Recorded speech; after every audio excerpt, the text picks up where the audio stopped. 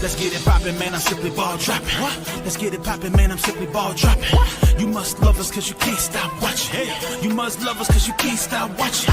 Let's get it poppin', man, I'm simply ball dropping like it's New Year's Eve. Boys, James IV, that's Roman numeral 4 off the top with the intro. What up, K-Sap? No cap, that's the big bro. You know the ladies hold it down for the team. We be the hottest on this YouTube screens. We got sports, media, news, that round table talk. Them other parts ain't got the same sauce. Nah, hit us in the chat, but no haters allowed. Send you to the block party, what you gotta say now? We on live, hit us up and subscribe. If you like it to share, show love instead of staring. Man behind the mic, numbers don't lie. Send me a super chat to all that may apply. Ain't no party like an SBD party. Let's get the show started, pull up, everybody. Let's get it poppin', man, I'm simply ball dropping. Let's get it poppin', man, I'm simply ball dropping. You must love us cause you can't stop watching. You must love us cause you can't stop watching.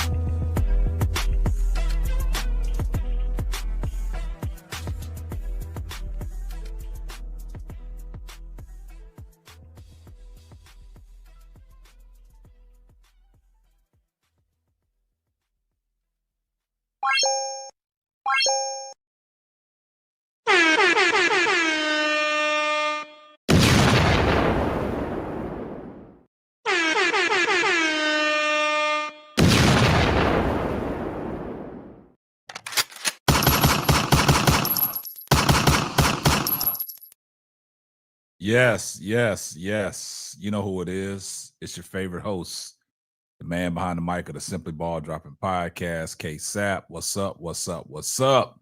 Well, we got a late start tonight, man. We had some technical difficulties, man. So I'm on now. It's 9 o'clock Central Standard Time, 10 o'clock Eastern Standard Time, 7 o'clock Pacific Time. So I'll give the live a chance to catch up to some people. Because the live got set up late, and I know YouTube didn't send out the notifications, but we here now. So I'll give the live a chance to catch up to some people. But when you come in the building, do me a favor, drop a like on the video. Also, let me know where you listening to the show from so we can shout you out. But we're gonna give the live a chance for it to catch up to some people. But don't forget to hit the like button. And comment on the video, and if you watch it on the playback, do me a favor, hype the video up. I do appreciate that. So I'm gonna give live a chance to catch up to some people as people filter in the building. We only got 13 people in here right now. You know, YouTube be doing some crazy stuff, man. YouTube be doing some crazy stuff, but the notifications probably wasn't sent out. So because normally I'd be a minute or two in the show and already got 60 some people in here watching. So we'll give a chance for the live to catch up to some people, and then we'll get the live started. But yeah, but once you come in the building, do me a favor, drop a like on the video.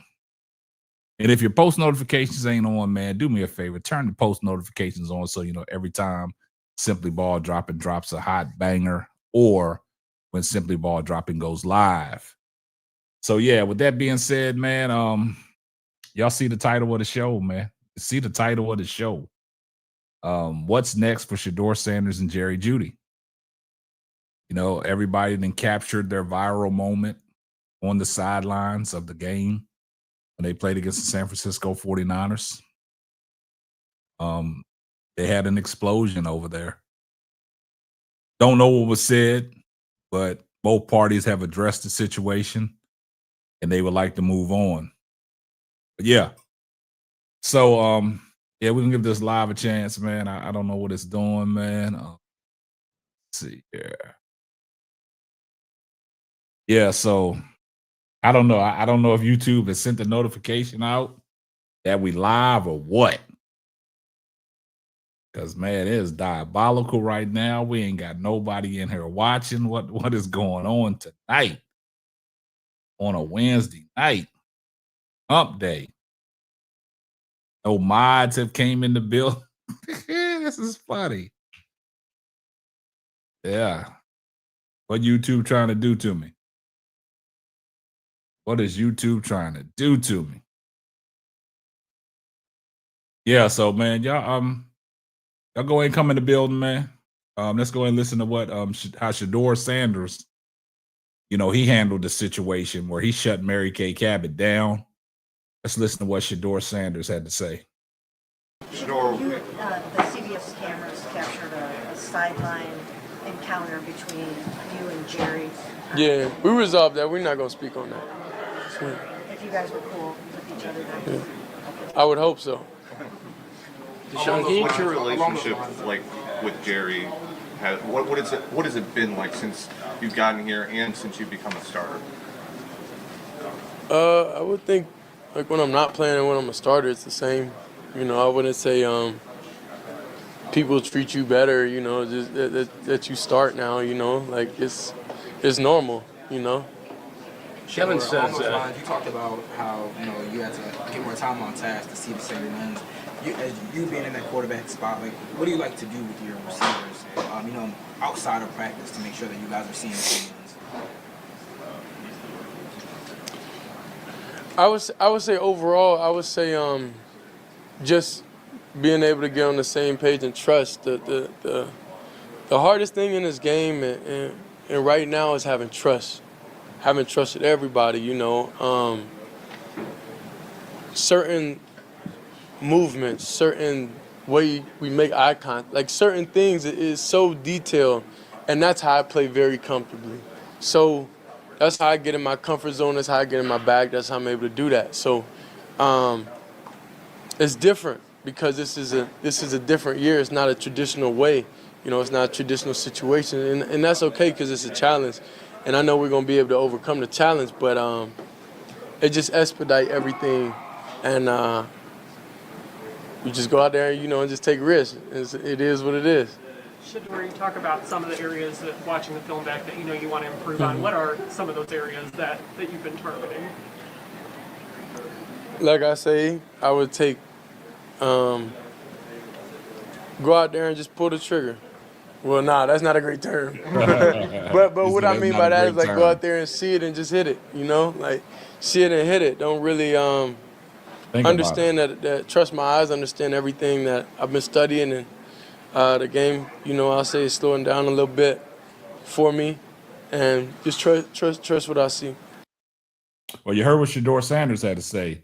Now let's listen to how Jerry Jeudy, how he responded to the situation when the media was asking him questions. Let's take a listen to Jerry. starting with, we saw the sideline confrontation between you and Shedeur. What kind of was going on there, and are you guys okay now? Yeah, no, we spoke about it. We good. Yeah. What was the conversation about on the sideline? Was it something? It was about a play. Just one? Just one? Yeah. Do those sorts of things just happen like in the heat of a game and you just talk through it afterwards? Generally? I mean, it's an emotional sport. Things like that happen in football. How do you build a quarterback's trust? Shedeur's talking a lot about trust. Repetition. Are you guys doing anything outside of practice in order to make sure that Shedeur's talking about seeing the same lens? Are you guys doing anything outside of practice to make sure you guys are on the same page? Other than talk about it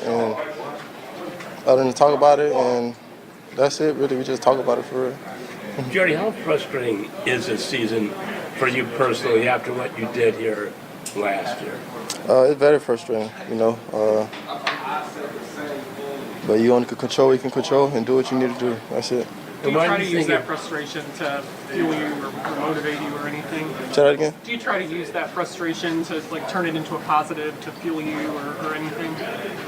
Yeah, of course. You can't let frustration, build up and, cause a lot of negativity, so the only way you can handle your frustration by just trusting the process and, and just keep doing what you've been doing each and every week, Jerry, you kind of talked about that last year, like when the frustration was kind of starting to mount, like making sure that you used it in a positive manner. I guess, and obviously you mentioned football's a team game, but is there anything you probably would have done differently with that, sideline interaction with Shedeur? Is it just kind of like that's football? Just kind of... Oh yeah, for sure.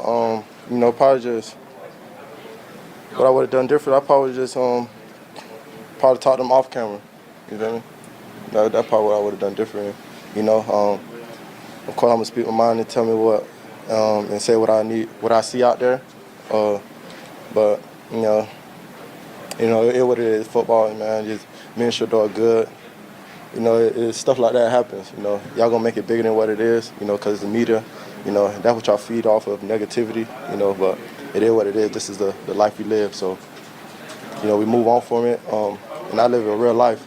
So what happened around in this locker room, this real. Not what's going on social media and everything. So me and Shedeur good. Everything good. Man, we gravy over here. So now you heard what Jerry Jeudy had to say. You hear how Jerry Jeudy responded to the situation. Jerry Jeudy responded to the situation in a different manner than Shedeur Sanders.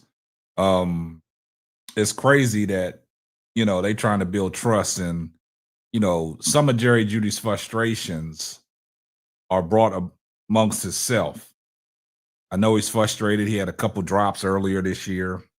He had a drop when Flacco was the quarterback that turned into an interception. Also, he had a couple drops with Dillon Gabriel.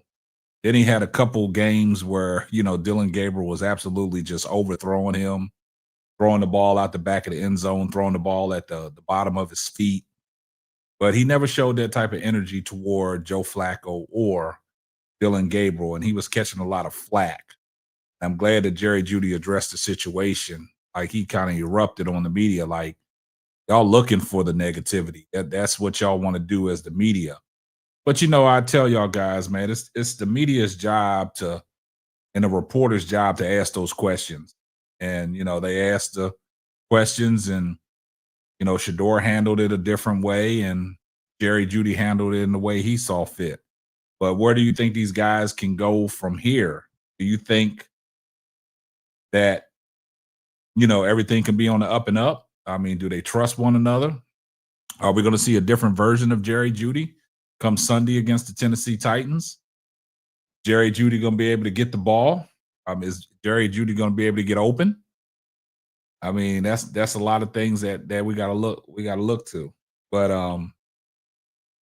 for those that are in the chat, man, make sure y'all drop a like on the video. Let me know where y'all listening to the show from, so we can shout you out. Comment section is kind of dry tonight, but I guess that's the YouTube. I don't know, man. I don't know if nobody got a notification that I'm live. I don't know if this live is not populating. I don't know. This is kind of odd that nobody has pulled up to the live. But hey, it is what it is. But this is how this is stuff that you go through. This is stuff that you go through, man. You got to take the good with the bad. But yeah, I just think in this situation, man, it's crazy. Yeah. Hey, look, check this out. Coach Marcus, I don't know how YouTube is acting kind of crazy today. Like, I don't know if YouTube sent out the notifications or what. Or you just got to go on YouTube and see that I'm live. Because you're the only person in the chat. Got 27 people watching. Something ain't right. Something ain't right. See, now people are starting to come in. Hey, let me know if y'all got the notification that I was going live. Let me know if y'all got the notification that I was going live. Because I don't think YouTube put the notification out there that I was live. So this is kind of crazy.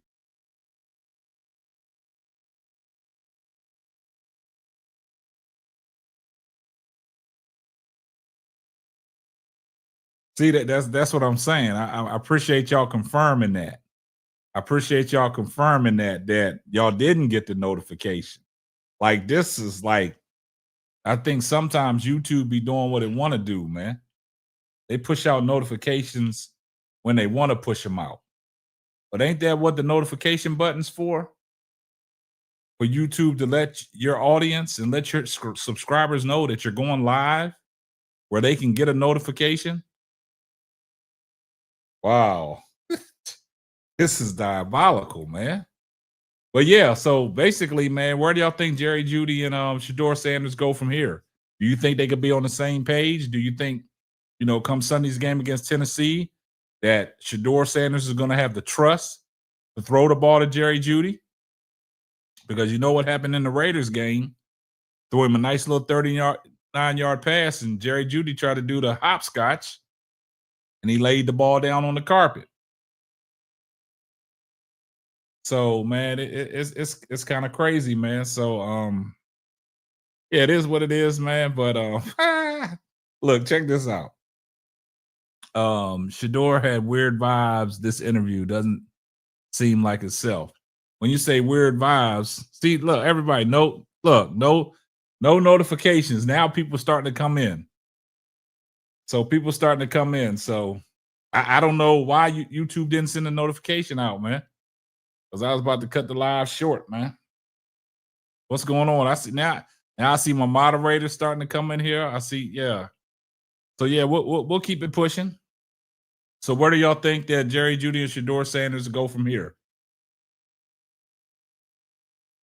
Y'all think they can be on the same page come Sunday against the Tennessee Titans at home at Huntington Bank Field? Y'all let me know. For all the people that's in here, I appreciate y'all tuning in without getting the notifications. Y'all just had to go on YouTube and find you. So it's kind of weird. But yeah, shout out to the people that's up in here. I shout them out.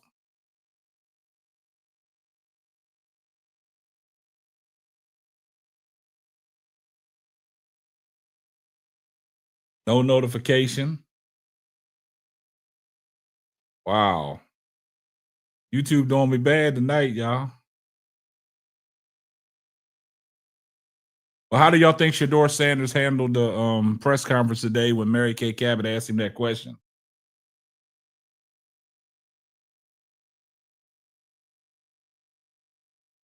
So y'all said Shedeur had kind of a weird vibe. When you say he had a weird vibe, what you mean he had a weird vibe? Now my people starting to come up in here.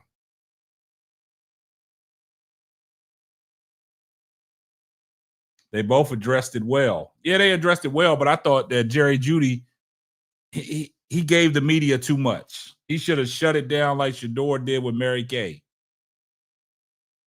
Like he shut her down. He shut her down and he didn't let her get off into her spiel. Like, we already talked about that. Next question.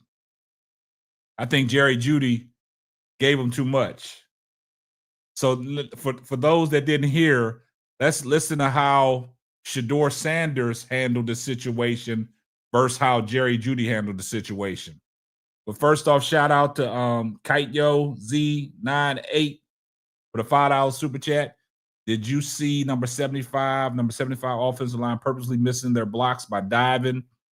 What those guys are doing is nasty work, bro. Some type of investigation needed. Yeah, I mean, you could say that, but that's look, this is how Shedeur Sanders handled the situation. So let's listen to how Shedeur handled it. Shedeur, the CBS cameras captured a sideline encounter between you and Jerry. Yeah, we resolved that. We're not gonna speak on that. See how Shedeur just shut it down? I would hope so. What's your relationship like with Jerry? What has it been like since you've gotten here and since you've become a starter? I would think like when I'm not playing and when I'm a starter, it's the same. I wouldn't say people treat you better. Just that you start now. Like it's normal. Kevin says you talked about how you had to get more time on task to see the single runs. As you being in that quarterback spot, like what do you like to do with your receivers? Outside of practice to make sure that you guys are seeing the single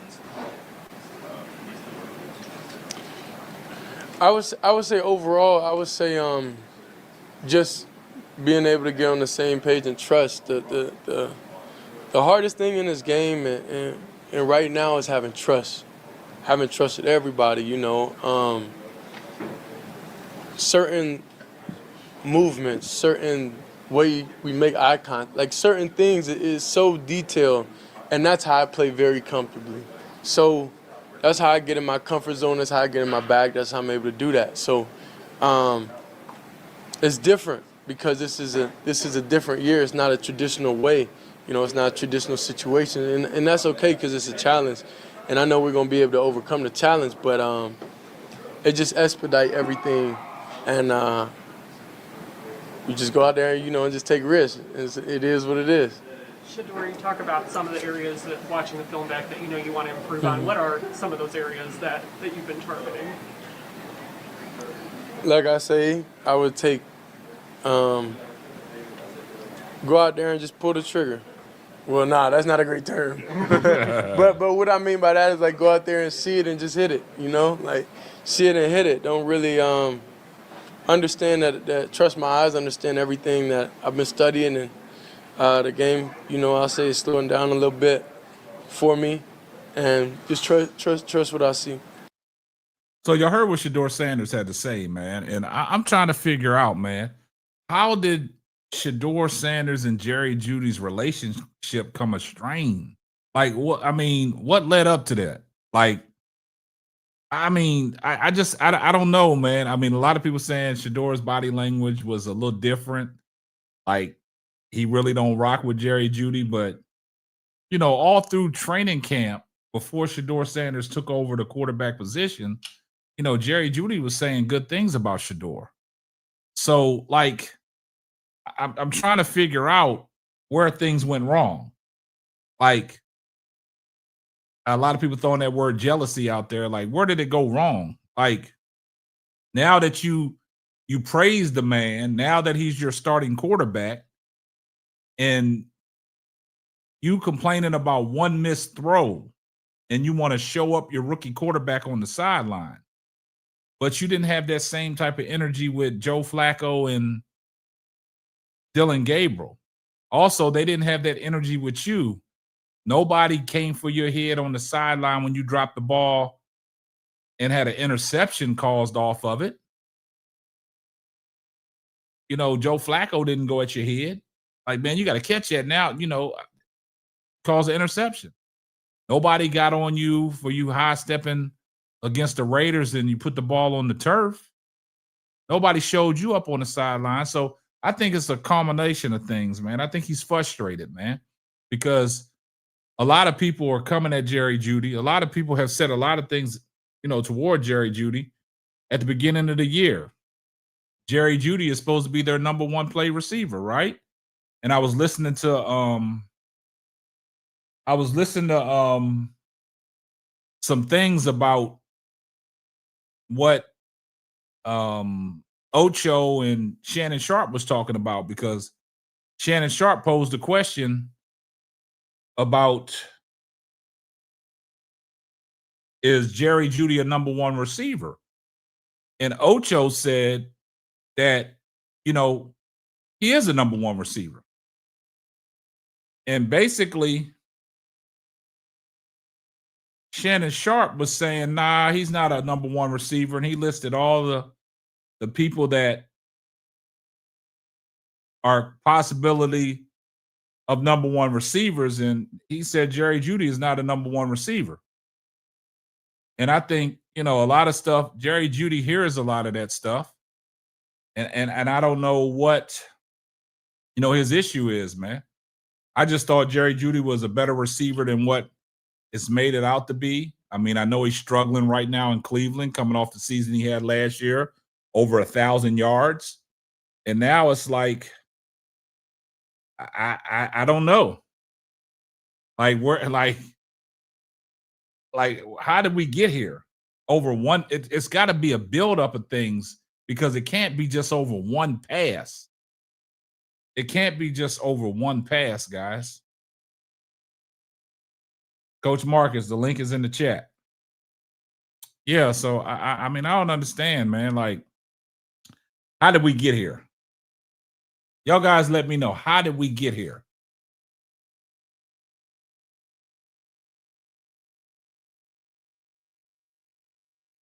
What up, Mike? Can't hear you.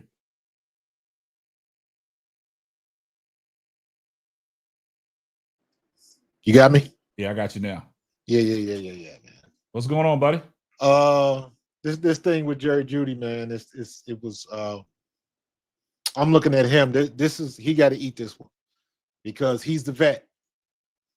He's the vet. We can all go back to the situation that happened with Steve Smith. Steve Smith laid it out. Yeah, the Jag. When he called him a jag. Yeah, it's the guy, and that whole situation. But you look at it from a standpoint of he's had every opportunity to prove he's the number one. I don't think he's the number one, even though he's got the spot. The stats don't say otherwise. So I'm with Shannon on that one. You gotta live up to that. It's just not. You can have a title, but the production does not match. Yeah. And like what I don't understand, because I said the exact same thing. I was like, hold on, bro. You slapping the hands and doing the jazz hands on the sideline. You didn't do that with Dylan Gabriel. Yeah. And he gave you some bad balls too. So you got to keep that energy the same. And I just think the whole thing was a little bit unnecessary. Yeah. Because you see Shedeur with the tablet, and when he stood up and showed him the tablet, and I saw the face like, come on, man. Yeah. So you got to be better than that. If you're going to be a vet and you don't act like a true number one, and even if you are going to be a diva, you really have to have the production to match that attitude. And right now he doesn't do it. So he getting flame roasted. And yeah, I agree with you. Yeah, he got to eat it. But let me ask you a question, man. Like if you listen to Jerry Jeudy in his press conference today, I heard. And the guy asked him, was it about one play? And he was like, yeah.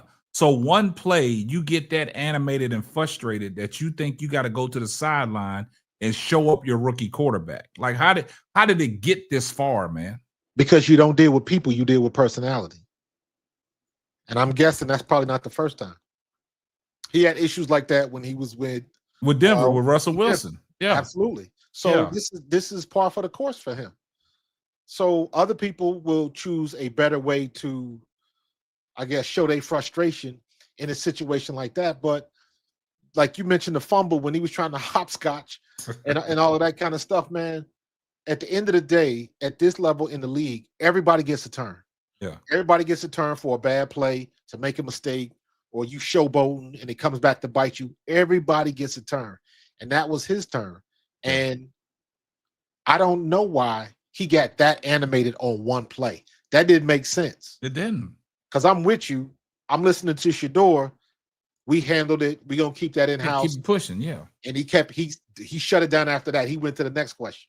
Yeah. And Jerry Jeudy must have said, we good about 5 times. Yeah, he had to. And then he talking about this is real life stuff. And the media, y'all take stuff. I know the media takes stuff and run with it. But I think Jerry gave the media, you gave it to him. You opened up that can, and the media took advantage of it. I know the media's job is to ask y'all them tough questions, but there's certain ways that you can handle it, man. You can shut it down. You know what I'm saying? Absolutely, man. Listen, let me ask you a question. What happened to the interview that Jerry Jeudy did 2 weeks ago when he was doing the one-word answers? Exactly. Why come he couldn't? Where was that at?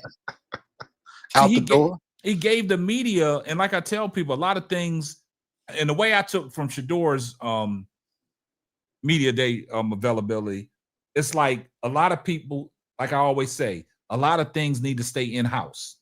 And I think that's where Shedeur was trying to keep it at that. And he kind of shut Mary Kay Cabot down because, everybody been talking about Mary Kay Cabot. She's messy. She just up with the drama and all that stuff like that. And she keeps it moving. But I'm glad Shedeur handled it that way. But like you said, Jerry gave him too much, man. And now it's going to be a storyline because, Mary Kay writes columns, for the Cleveland media. So she probably going to produce a story on that. You know what I'm saying? Like, and it's just going to be elevated even more. But let's go back to Jerry Jeudy for one thing.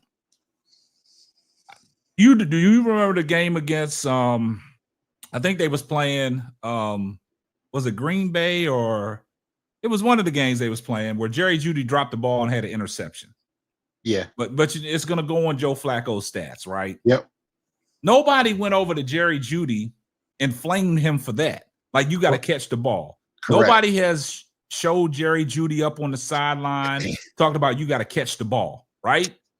Even goes back to, the week before when he, put the ball on the turf after Shedeur threw a dot to him.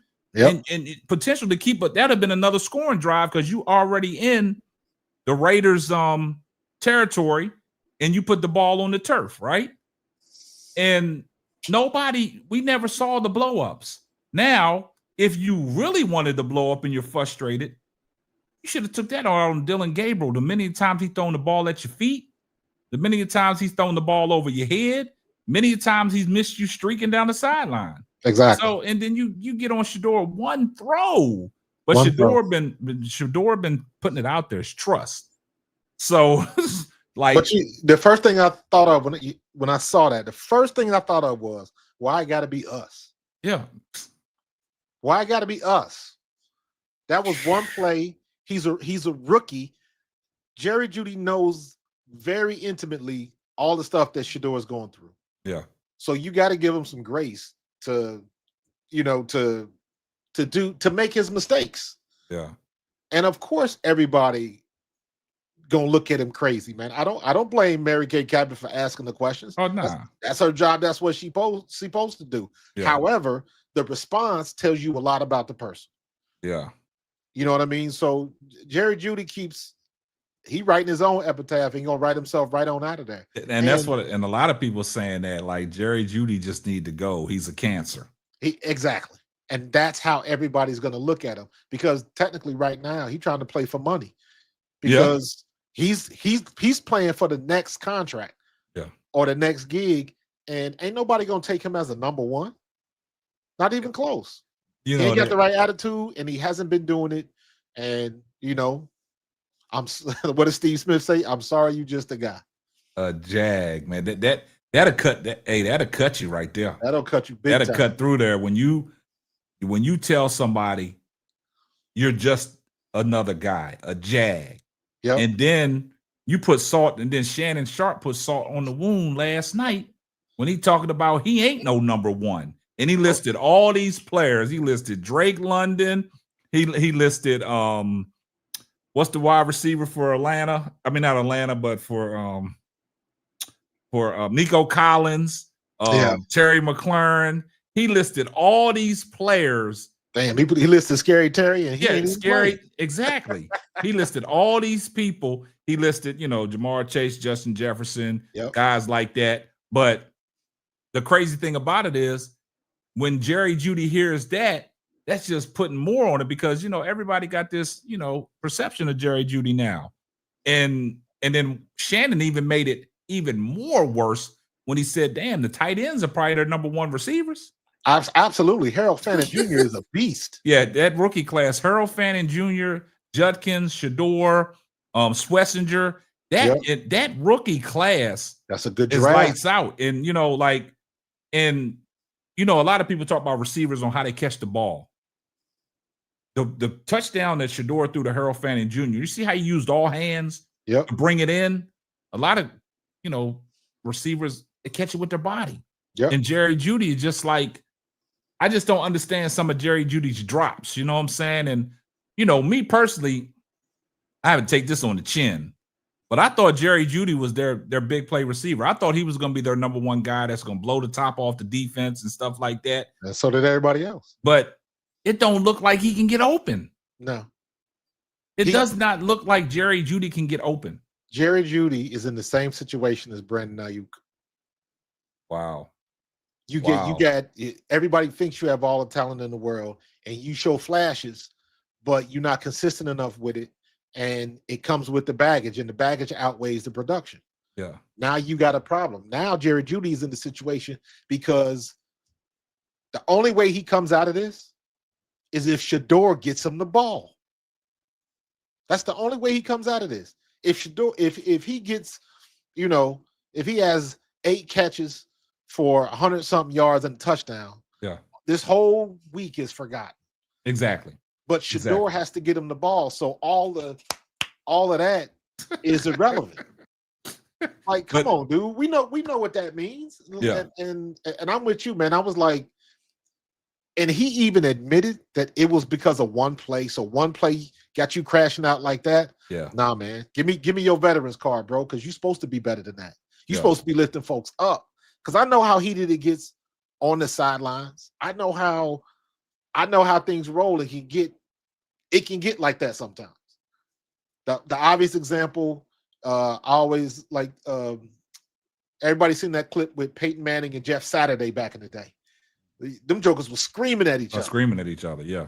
You know what I mean? Sometimes it gets like that, man. But you talking about two guys that both of them Hall of Fame level. But Peyton Manning wasn't a rookie when that happened. Yeah. And I don't understand. Again, you don't deal with people, you deal with personality. And if Jerry Jeudy's personality doesn't let him read the room for his rookie quarterback in a game where he's struggling, I don't know what kind of veteran you are. I don't know what kind of veteran leadership you provide. Yeah. You know what I mean? So he gonna get what he get. And guess what? He better show and prove next time, or it's gonna get worse. And what do you think about Shedeur, using that word trust a lot when they asking questions around his receivers and Jerry Jeudy? What do you make of that? It makes sense. I just don't think, in my opinion, it's not in the right context right now. I understand perfectly what he's trying to say. What he's trying to say is you need reps and you need trust. Basically, as a quarterback, you got to know what everybody's going to do. You got to have that unspoken communication where if you see somebody walk up in man-to-man coverage or you see a blitz coming, how do you let somebody know they're hot? Things are going on behind the scenes, and you got to process that, and you got to let all your receivers know what they're supposed to be doing. Mm-hmm. He don't have that yet because he just hasn't had enough time. Yeah. But that's what he means by trust, where you can just look at somebody, give a nod, or give somebody a hand signal or something like that. You saw that. I don't know if you caught the Pittsburgh game where Aaron Rodgers defense showed blitz, so Aaron Rodgers looked at the guy in the slot and he did like that. Yeah. And the dude didn't bend it across the middle. See, you took look. Hold up, coach. Stop right there. You moving too fast. I'm sorry. I agree because I was going to touch on that. Yeah. A lot of people in the chat talking about he needs to get the ball out quick, but you never see Cleveland running a quick slant for him to get the ball out quick.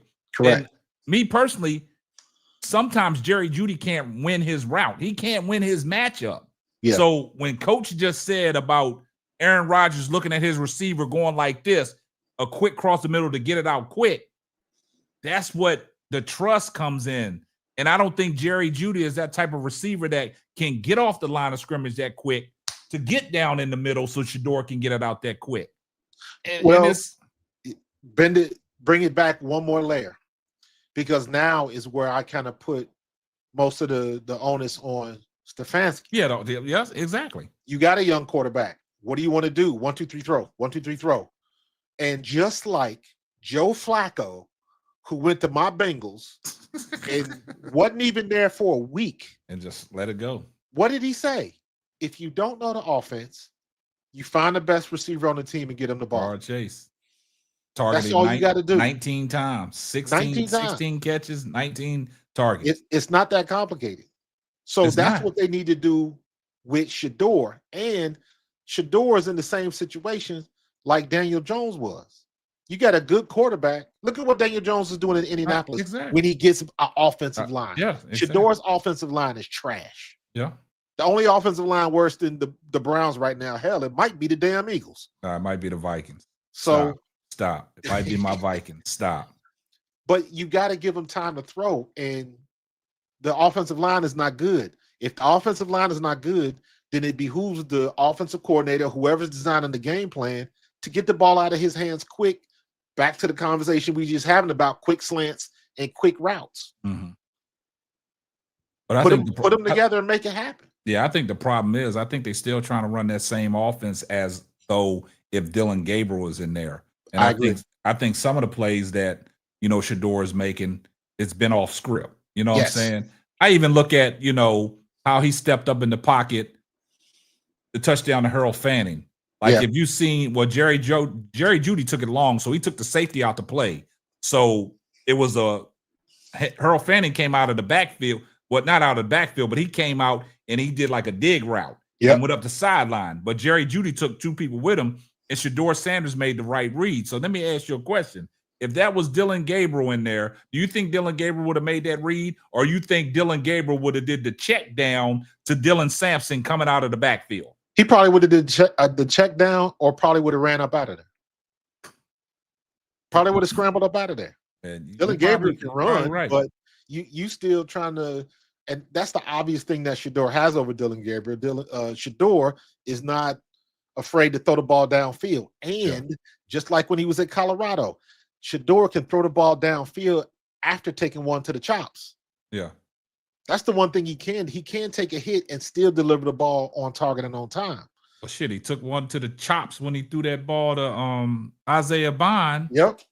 Against the Raiders. He still took it to the chops. And tell me what you thought. Remember the ball he threw to Jeudy that when he threw it long? Yeah. Didn't on the broadcast they say that the wind took that? What it was, actually, the broadcaster said you can, the wind is whipping and swirling. You probably can't see it, but you can hear it going through the officials' mics and all that. So, but when Shedeur talked about it, he said he guessed wrong because at that particular time, he threw it through the wind, the gust of wind. Yeah. And I think what happened, I think they had the wind to, I don't know if the wind was to their back and it just, sailed on him a little bit. Because now you go to the second half when he threw that ball to Isaiah Bond. It was short. Man, it just took it. Yeah. The wind just killed it down because battered it down. That almost looked like the same play that he hit Isaiah Bond against the Raiders, man.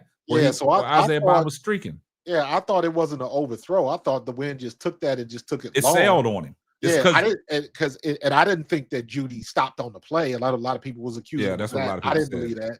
Yeah, but that's the way it goes, man. You still got your opportunity and you got the ball in the end zone. Yeah. Now, where I was a little miffed at, and I'm like, why are you running a wildcat with your tight end?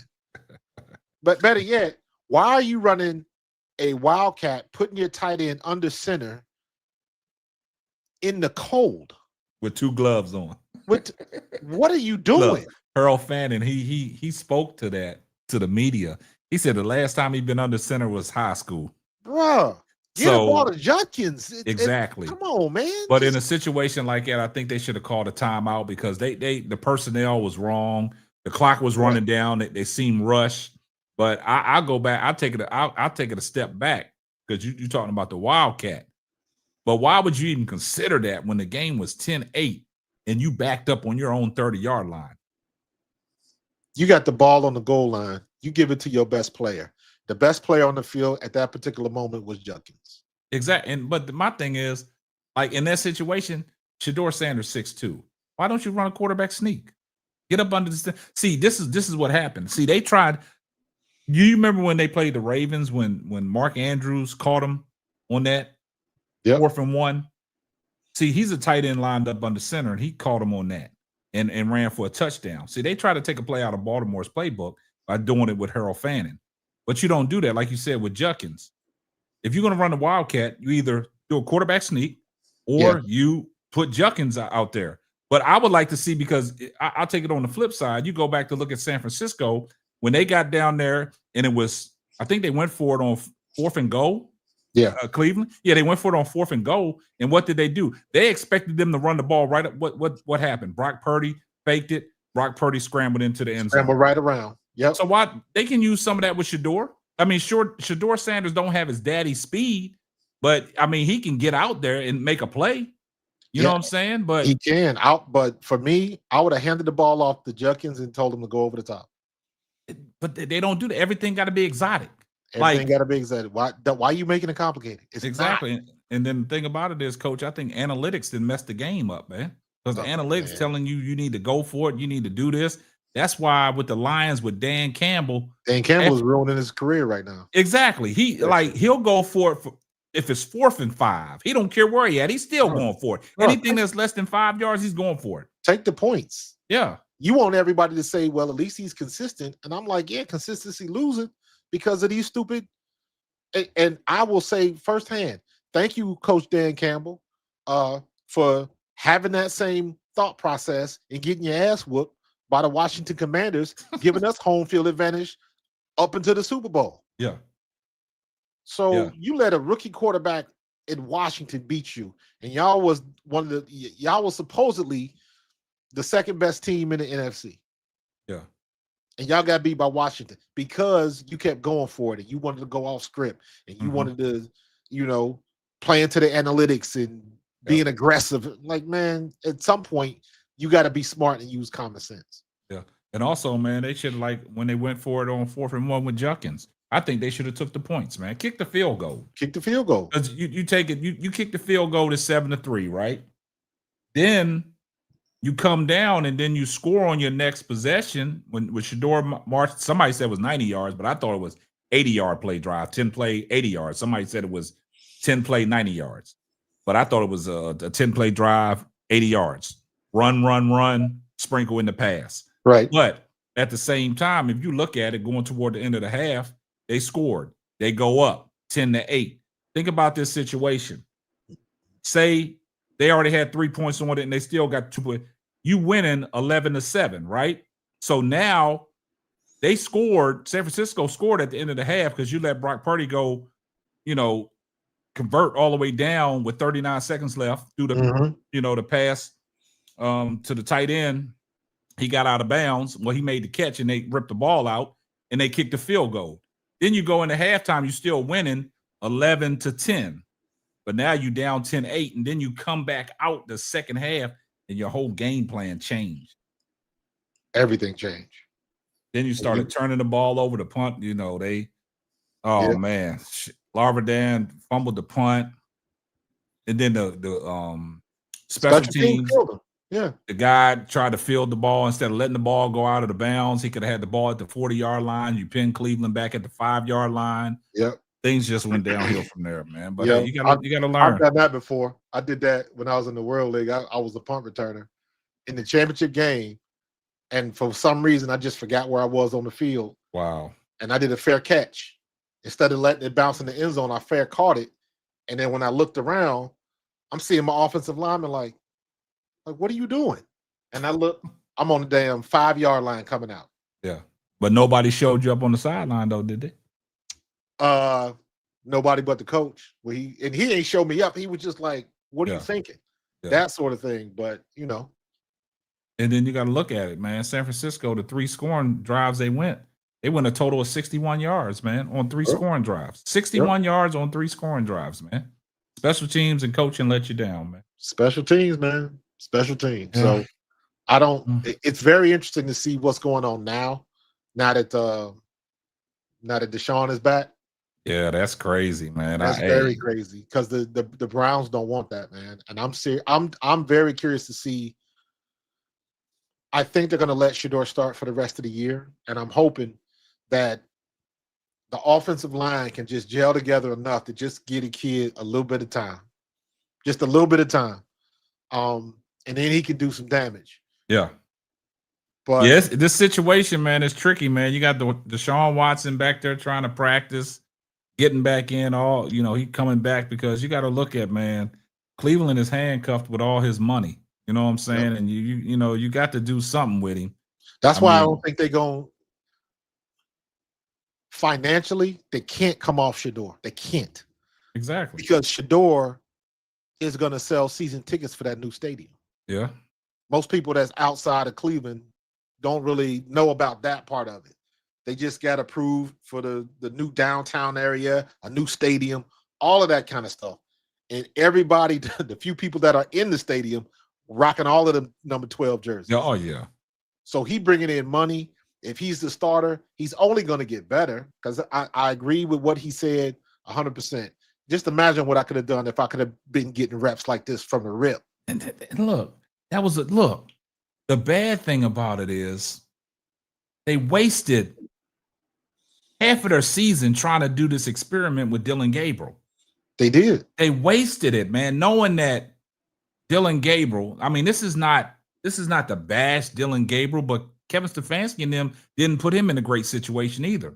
No. But the crazy thing about it is, like I said, coming into the draft, man, he was on nobody's draft big board. Nobody. And you take this guy in the 3rd round. So now what's going on? You're trying to say, okay, Shedeur Sanders is a week-to-week thing So that's letting people know that Kevin Stefanski don't want to come out and say Shedeur is the starter for the rest of the year, because then you letting people know that you wasted a 3rd round pick on a quarterback in Dylan Gabriel. You made a mistake and you got to eat it.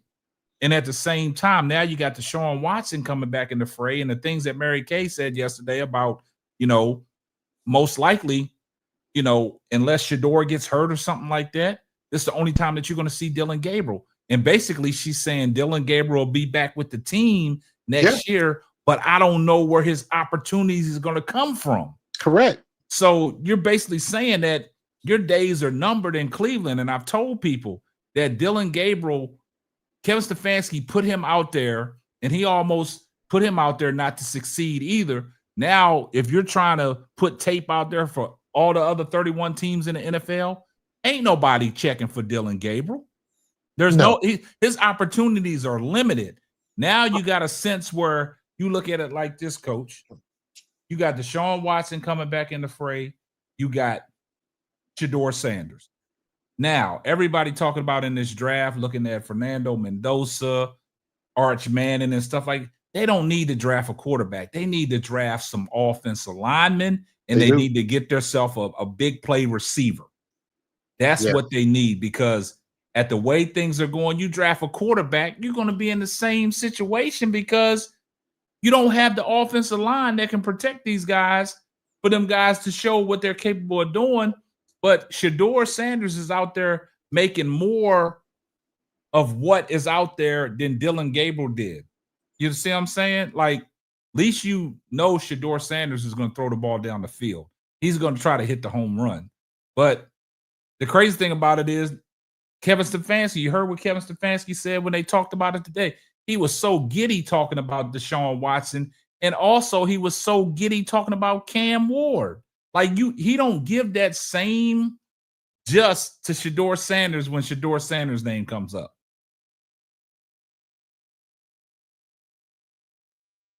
I can't hear you. He's looking for any opportunity to come off of Shedeur. Yeah. And the bad part about it is he got to stick with Dylan Gabriel because he was a 3rd round pick. Yeah. So Dylan Gabriel gets a rookie contract. They can come off a 5th rounder. But the thing that was funny in this whole situation, and I understand, like, he's a 5th round pick. He's a backup to a backup and all of that type of stuff. 5th round picks don't get this type of time and all of that kind of stuff. And that's true. However, this is a very unique situation because it's not been too many situations where a 1st round grade slipped all the way to the 5th.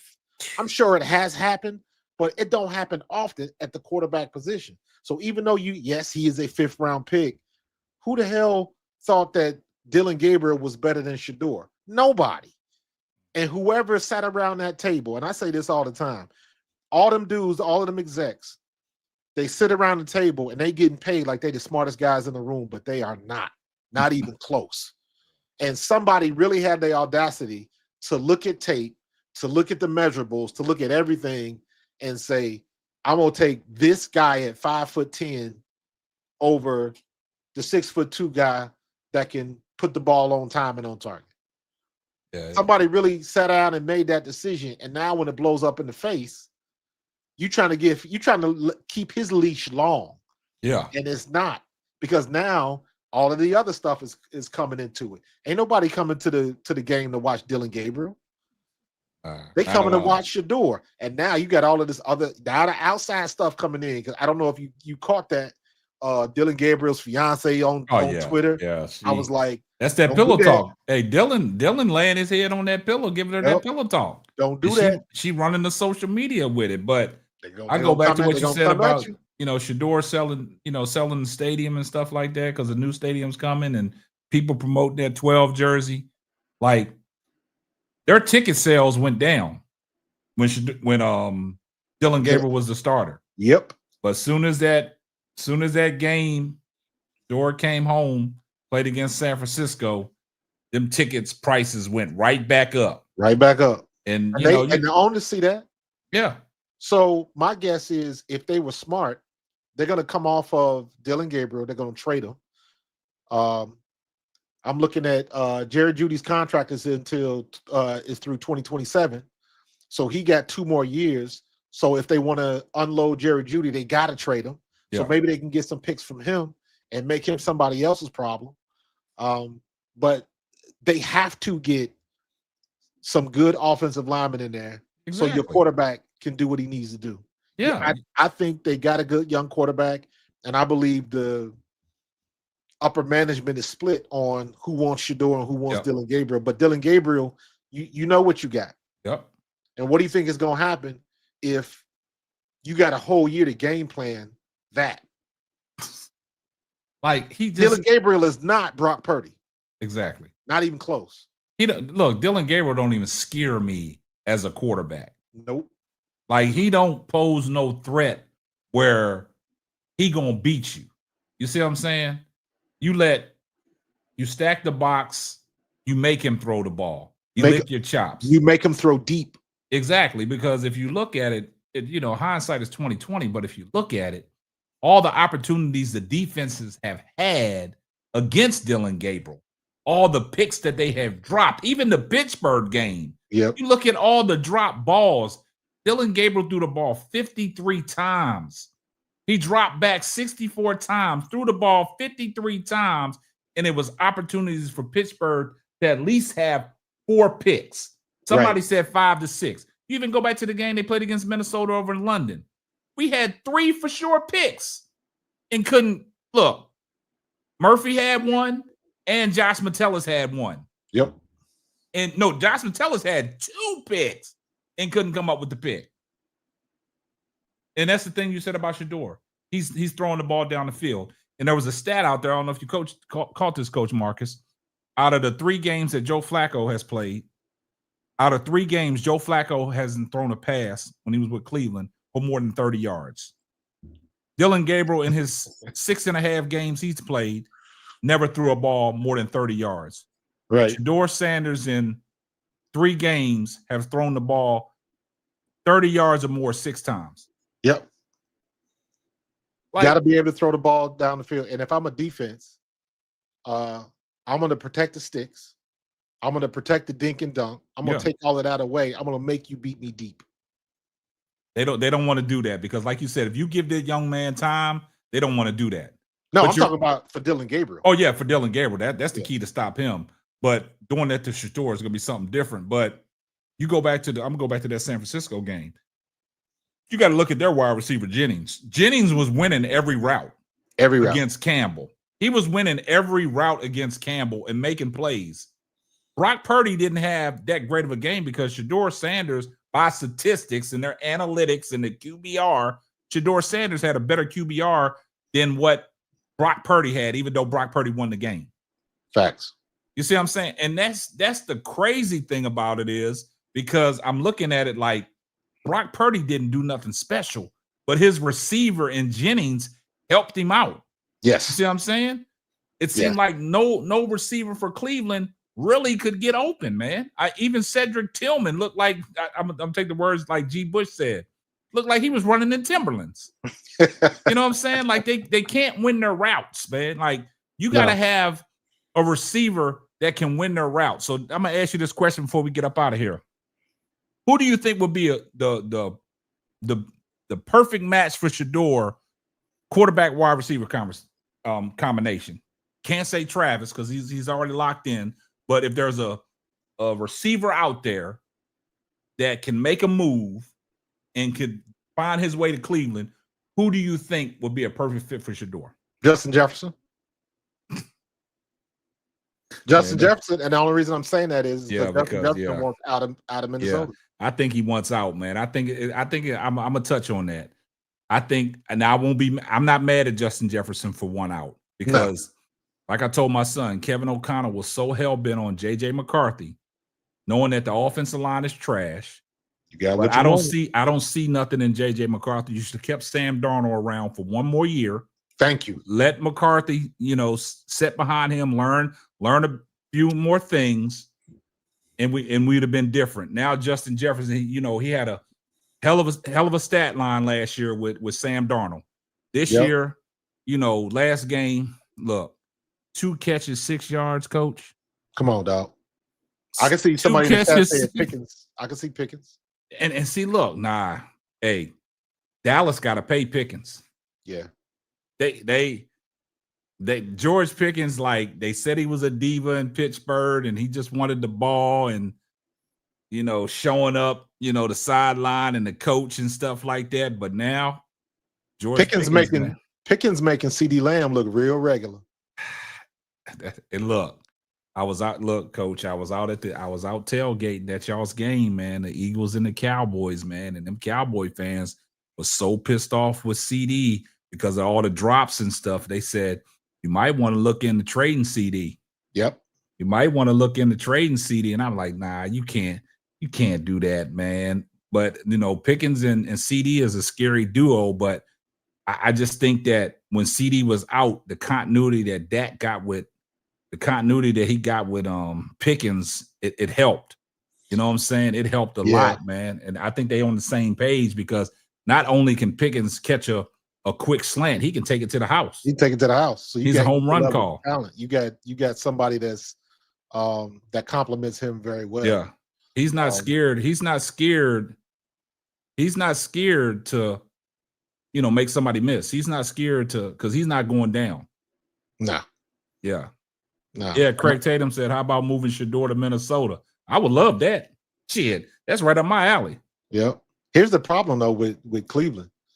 Number one, as long as Deshaun is there, their money is limited. Yeah. And they can't build it. Like I'm saying, they handcuffed, man. And number two, you got to find somebody that want to go to Cleveland. Yeah. Who wants to go to Cleveland? The best thing they got in Cleveland right now is Myles Garrett. Yeah. Just you better keep him happy. Oh yeah, you got to keep him happy. But if Myles Garrett wants Shedeur to be the starting quarterback, then guess what? Shedeur better be dropping back. Because that dude is on some next level Madden type stuff that I have never seen in my life. And I played in Philadelphia where Reggie White was king. Yeah. So, man, Myles Garrett is, to say anything I could describe Myles Garrett is a gross understatement. 19 sacks. He got 18 sacks already. Exactly. 18 sacks in 5 games. We got 5 weeks to go. Yep. And this crazy notion about the receivers get open, Shedeur holds the ball too long. Y'all got to stop with that, man. Y'all just feeding right into the narrative, man. Y'all feeding right into the narrative, man. I want y'all to watch every quarterback play around the league where these quarterbacks hold on to the ball to give their receivers time to get open. And if you go back to the way Aaron Rodgers first came in when he was playing, he held on to the balls. He held on to the ball too. But now you get a little older, he getting that ball out quick. Because if you go back, Aaron Rodgers was getting lit up by Minnesota's defense. Like he was getting sacked every time. So he changed his game. Shedeur Sanders is a rookie. And this notion that y'all keep feeding that he's holding on to the ball too long, y'all got to stop that.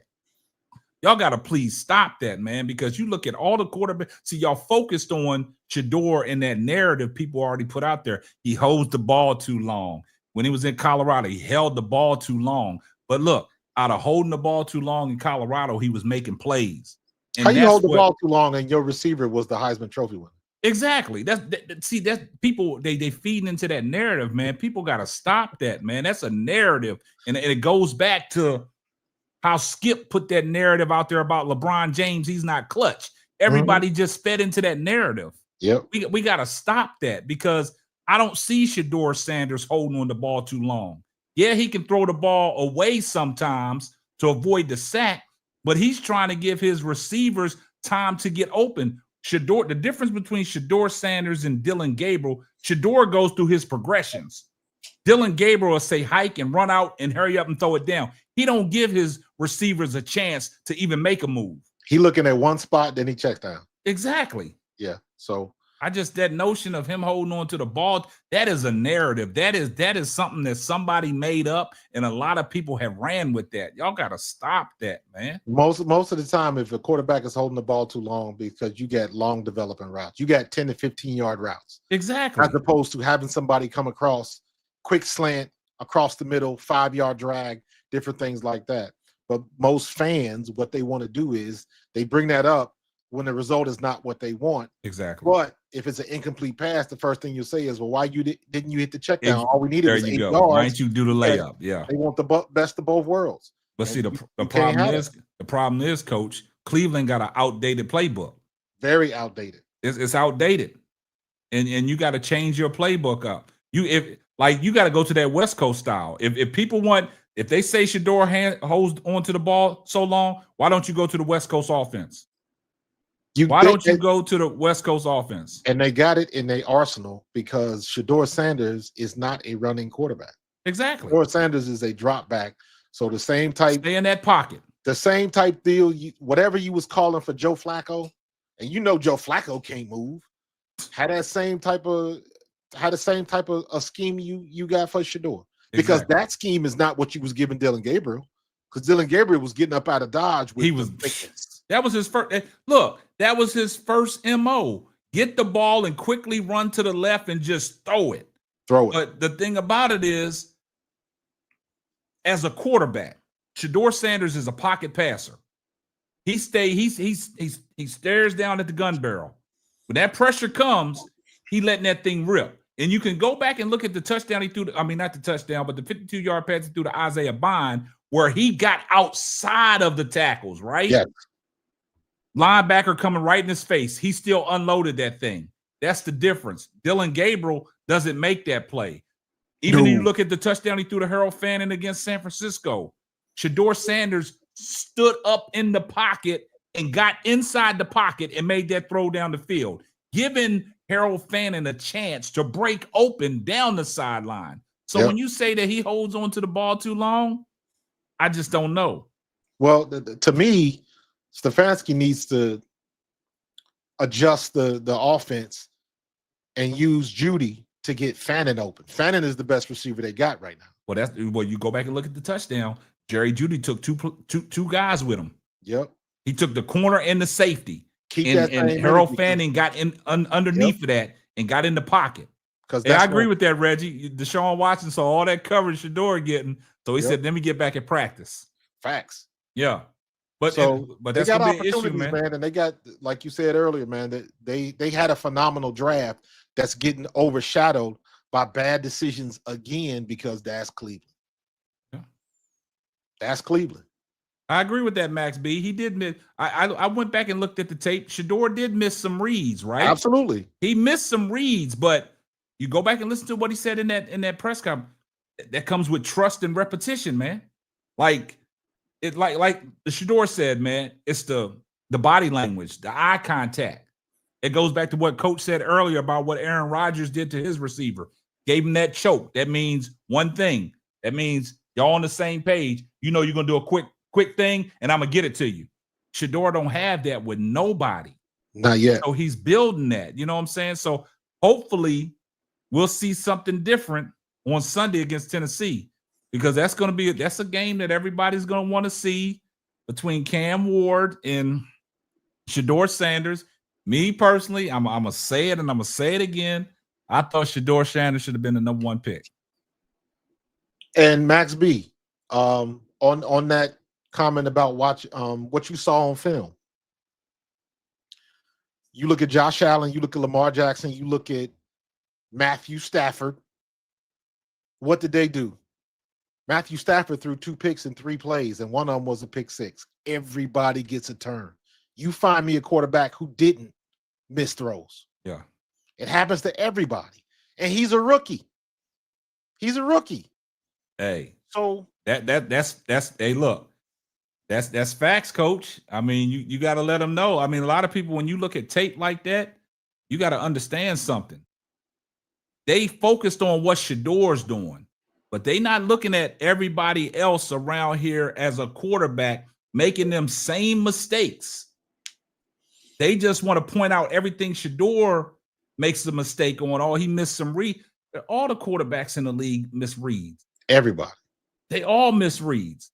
You know what I'm saying? So it's like, it's crazy that, Reggie asked a question. He said, I haven't watched much of Cam Ward this season. Is Shedeur better than him? I agree Shedeur is better than him. I mean, Cam Ward, man, like basically Cam Ward is like he got the lowest he got the lowest QBR in the NFL, Reggie. He got the lowest that's QBR. The rough one, because am I looking at Cam Ward and is he the new Justin Fields? Why don't Coach, don't do that, man. Don't insult that man like that. The reason why I say that is, and I truly believe this, if Justin Fields had not been under Eberflus for what was that, 3 seasons? 3 seasons. I think Justin Fields would be a different person right now. Yeah. And look, but you get what you get, and that's Cam Ward is going through that now. I think Cam Ward is a better physical quarterback, but I think Shedeur is playing better than Cam Ward for sure. Well, look, in the I hate to say this, and I'm gonna have to put this out here. Y'all can come at me if y'all want. If you're looking at the analytics and the stats, and you take a face off of the stats that a lot of people see, Dylan Gabriel was having a better season than Cam Ward. Yep. Sure was. And look, Dylan Gabriel was having a better season than Cam Ward. Cam Ward has started 13 games, right? Cam Ward only got 7 touchdowns. He got 6 interceptions. Yeah. Now, what I would like to, because I don't watch Tennessee, but I would like to watch some of their games and same things. How is their offensive line blocking? What does their offensive scheme look like? Are their receivers getting open? Like all of that stuff matters, because if he might be trying to make chicken salad out of chicken shit. Well, he out there slinging the ball around. Yeah, but he's had a lot of overthrows. He's had a lot of interceptions. Like I'm looking like, Cam, where are you throwing the ball at? But you know what? What's that? Caleb Williams was in the same boat. Same boat. And look how Ben Johnson turned him around. You gotta the thing that has not changed. The perception has, but this fact has not changed. Young quarterbacks need at least 3 years. See, now they think you can just add water and shake. It don't happen like that anymore. That people forget the fact that Peyton Manning was horrible his first 2 years. Oh man, his first 2 weeks. See, that's led the league in interceptions. Yeah. Troy Aikman led the league in interceptions. 18 interceptions his rookie year. They got to take their lumps, and nobody wants that to happen. Everybody wants instant success. Yeah. And see, they're trying to fast route it because of Shedeur. That's they're trying to fast route it. Yeah, Correct. Reggie. He can't even get the ball to Calvin Ridley. That's the bad thing about it is, like, if you I know you probably gonna pay attention this weekend when they play Cleveland, but Cam Ward, he can sling the ball. He got an arm. He can sling the ball. I've always said Cam Ward was too nonchalant for me. Like everything he does is nonchalant, but he got an arm. But it's a lot of throws Cam Ward didn't miss. Like the 6 interceptions he's got, it's like, I'm like, Cam, where are you throwing the ball at? So if you're looking at his stats and all that, and I told y'all with the stats and analytics, he is second to last in QBR. His QBR is 31.8. The game hasn't slowed down for him yet. Look, he's tied. How many teams are in the NFL, Coach? 32. 32 teams in the NFL. He's tied for last with the most TDs, 7. He only got 7 TDs, guys. Yeah. And he only thrown for 2,351 yards. That's what I'm saying. Like, Coach is making a great point about these rookie quarterbacks. Everybody thinks these rookie quarterbacks just going to come in and ball out. You got to have some time. It's hard. You got to have time. You got to have trust. And you got to have the continuity. And you got to have the reps. Yep. But if you don't get the reps, then, I don't understand. Like, and for Shedeur, it's like for the 2.5 games that we've seen Shedeur, he's already thrown 2 touchdowns. He got 2 interceptions, but he got 405 yards. So if you think about if Shedeur started all 13 games, where his stats would be compared to Cam Ward. Right. You see what I'm saying? And we'll go back to that game against Pittsburgh. If you let Shedeur Sanders throw the ball 52 times, Shedeur Sanders is going to at least have 300 some yards, probably 400. Dylan Gabriel threw the ball 53 times, only had 200 yards passing. I would even argue that if Shedeur had a legit opportunity to start and this was going into his 12th start, I believe he would be middle of the pack. And I'm glad you pointed that out, Coach Marcus, because now when you're talking about the reps that you get, right? If Shedeur was getting any kind of first team reps in practice, any kind of continuity, getting on the same page with the number ones, right? Right. It would be different. But now you telling me, this is what they told me. Kevin Stefanski told me that Dylan Gabriel was a high IQ quarterback. The computer. Yeah, the supercomputer. But I love when G. Bush get into this thing. But look, he's a Commodore 64, man. The floppy disk is you need to upgrade. He's a Commodore 64. Oh, not the floppy disk, bro. You know, Dylan Gabriel is still operating on dial-up internet. He still has AOL. He running DOS. Yeah, he's still AOL. He got that yellow guy running across the screen to get that computer working, man. It's time to upgrade. You got to do away with that. It's a new time. But I agree with what you said, Coach Marcus. Give Shedeur some time, man. Offensive line, but I will end with this, man. There's no reason for Cleveland to go out and try to draft another quarterback because you're going to be in the same situation. Same boat again. If you don't upgrade your offensive line and you don't upgrade a receiver, you're going to be in the same situation. But also remember, next year, if Shedeur is still the man, Shedeur probably going to have a new coach. I think Kevin Stefanski is going to be there again next year. Think so? That's just me personally, man. I think because, the reports was out there that Kevin Stefanski, this was a redshirt year. This was a trial and error. He did say that. You know what I'm saying? So I think that's going to buy him some time. I don't know. But Max B, I understand what Shedeur said. He got to get the ball out quicker. That's generic. That's generic response. Yeah, but you got to understand something that comes with what we said. That comes with the repetition. That comes with the continuity with the guys. You can't. That's just like me and you, Max. If we get out on the football field and I'm a quarterback, and you say you're a receiver, and I never played with you before, my tendencies with you is going to be off because I don't know where you like the ball. I don't know what kind of routes you're going to run. I don't know if you like timing routes. I don't know if you want me to throw the ball in the spot that you're going to be at. It takes time, man. It's not going to work that way. He's going to get better, but he said that's through repetitions. Yeah. But when you get that repetition, you got to make the best of it. So now, because a lot of people made a lot about, Shedeur Sanders got a full week of practice up until the Raiders game.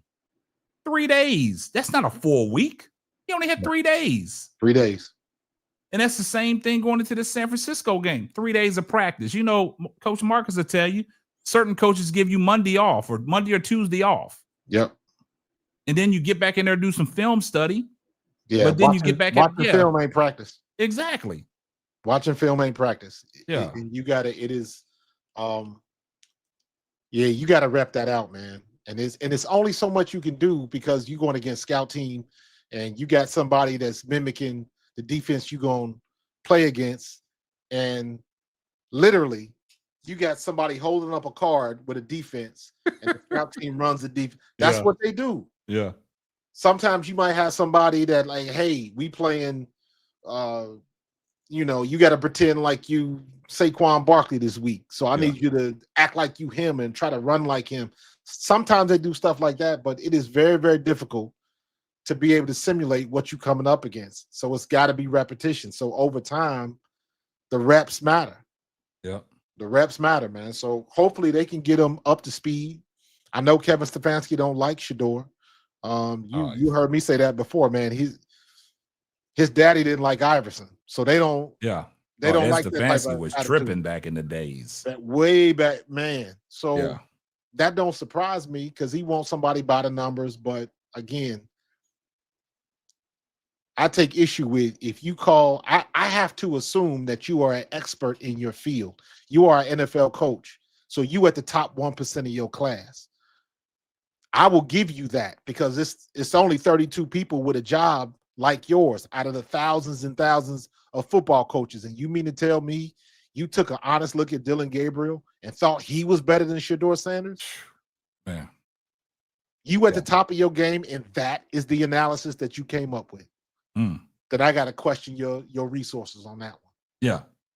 And one last question that we get up out of here. Like when it comes to NFL practicing, coach, how long is particularly their practice? That depends on the coach. Okay. When I was playing, now mind you, this is back in the 90s, we would probably go an hour 15 to an hour and a half. If you're doing what you got to do, you get in, you get out. I know coaches like Dan Campbell and old school coaches. When I was in Camp Coughlin with Jacksonville, Tom Coughlin was a maniac. So we out there for 2.5 hours banging, full pads, full tilt.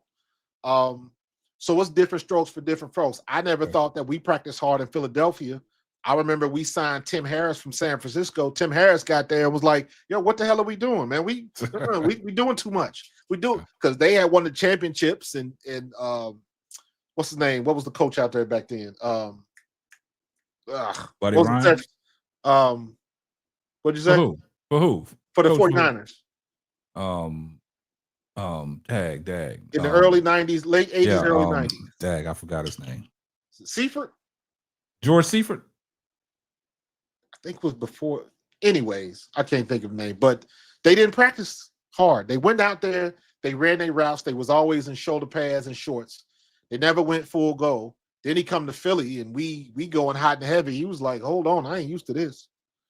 Wow. So I say all that to say, each coach has their own philosophy on practice. We saw what Dan Campbell did.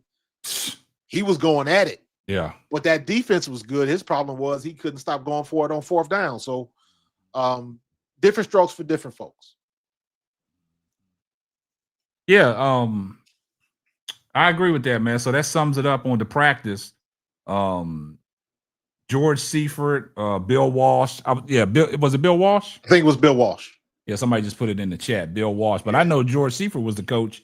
I think he was in the late 80s going into the 90s. But I think you're right. Bill Walsh took over. You're right. Yeah.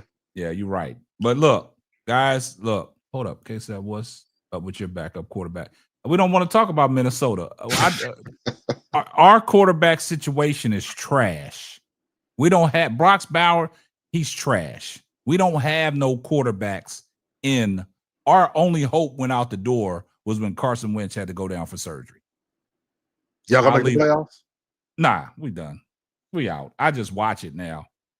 There's no excitement left, man. It's funny, man, because this year, it is wide open. The parity is wide open. There is not one team, in my opinion, who is head and shoulders above anybody else. It's tricky this Nobody. year, The best team in the league right now, in my opinion, would probably be the Colts, and that's not by a long shot. So hold on. Got So what you thinking about the Patriots? What you think about Drake May? Drake May is pretty good. Hold up. Do you think Drake May MVP candidate? I wouldn't say that. I think he's playing well. I wouldn't give MVP yet. Let's see what he does in his last stretch. Craig, the Cowboys won't even sniff the playoffs. They on the outside looking in, man. You thought everybody thought it was LA. And then you see what they got. No, everybody thought it was Buffalo from the start when they beat Baltimore in that game. Yeah. We know what Josh Allen is. Yeah. The Eagles were hanging on. We couldn't get it together. But look, the only thing about the Eagles, as long as the Eagles win the NFC East, that keeps the Cowboys outside looking in. Because if you look at the teams that are in the wild card, the Cowboys are like 2.5 games back. Cowboys got to win out. If Cowboys lose on Thursday night against Detroit, stick a fork in them. Right. It's gonna be hard. It's gonna be hard for them to get in. They're gonna be on the outside peeping through the window. Yeah, and we got to take care of business and win the division. Yeah. With we got to play we play Washington twice. We should be able to handle them twice. We should be able to, but we've been getting beat by teams we should beat. Yeah. So it's wide open, man. And I'm like, we just got to get there. Once you get to the playoffs, everybody's slate's clean. Yeah. But I agree with you, Coach Marcus, man. I appreciate you coming up, man. For sure, man. But I appreciate everybody in the chat, man. But look, we're going to get up out of here, man. Appreciate y'all's time and support. But like I said, man, this is going to wrap up another episode of the Simply Ball Dropping Podcast. I'm your host and the man behind the mic, K-Sap. Catch you on the next one. Deuces. Peace. Thanks for listening to the Simply Ball Droppin' podcast.